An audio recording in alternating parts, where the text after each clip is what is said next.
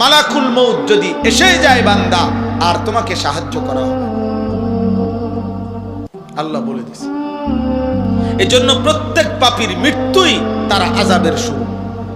এজন্য আল্লাহ তাআলা মৃত্যুকেই পাপীর ক্ষেত্রে বলছে আযাব। এরপরে আবার বলছে ওয়াত্তাবিউ আহসানা মা উনজিলা ইলাইকুম মির রাব্বিকুম।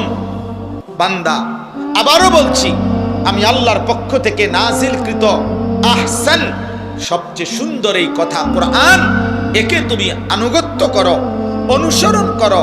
মিন ক্বাবলি আন ইয়াতিয়াকুমুল আযাবু বাগতাতাও ওয়া আনতুম লা তাশউরুন। বান্দা, আবারও বলছি, হঠাৎ করে মৃত্যু আসার আগে আগেই তখন তুমি টেরও করতে পারবে না কখন যেন মৃত্যু চলে আসে।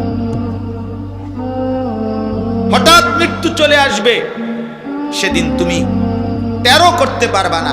অতএব এই তিন কথা আল্লাহ বলছেন: এক, গুনাহ থেকে তওবা করো; দুই, আমার আনুগত্য করো, আমার বিধান মানো; তিন, আমার কোরআন অনুসরণ করো।